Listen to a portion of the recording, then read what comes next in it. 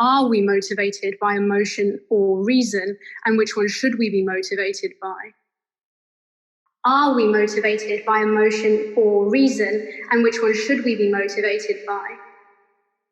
We have two sides to ourselves, and not every question should be addressed with the same decision apparatus. We have things like love, poetry. We have these amazing activities that have nothing to do with rational thinking. But the reality is that we also have to make decisions about other domains as well. We do, hopefully, will live for a long time, and we have to make decisions about retirement. And there are things like medicine and health. And if we don't make rational decisions in those, the failure could be very, very substantial. Are we motivated by emotion or reason, and which one should we be motivated by? If you think about people as having an emotional side and a rational side, we are not living in nature. We're living in a system with other forces around us.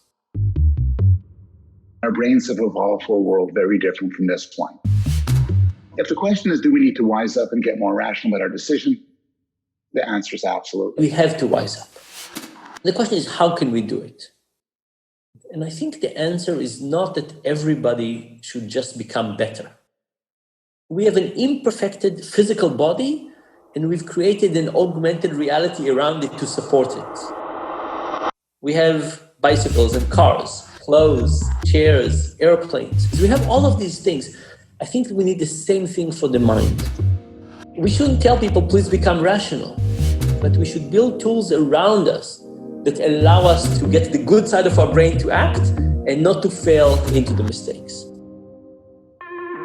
Are we motivated by emotion or reason, and which one should we be motivated by? Hi, I'm Amanda Gorman, and this is my poem, The Miracle of Morning. I thought I'd awaken to a world in mourning, heavy clouds crowding, a society storming, but there's something different on this golden morning, something magical in the sunlight, wide and warming.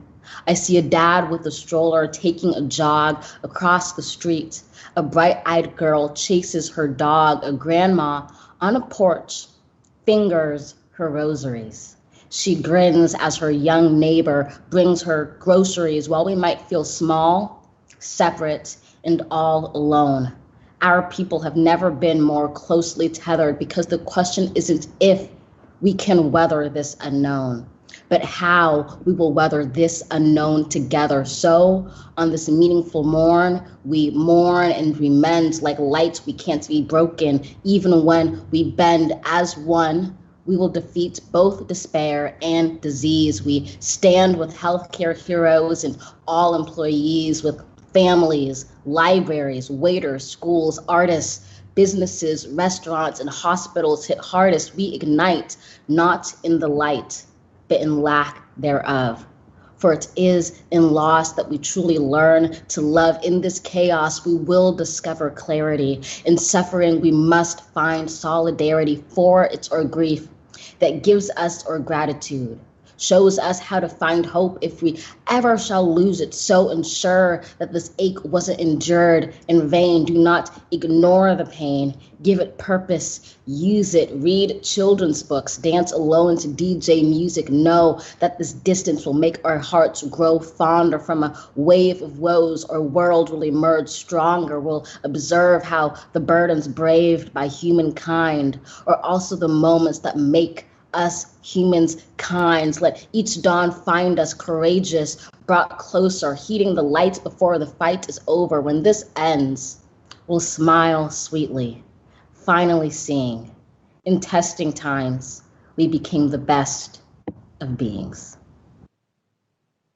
Oh my God, come take me.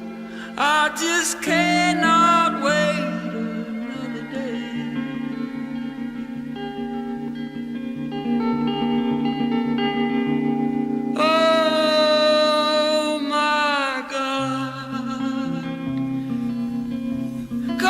Take me away.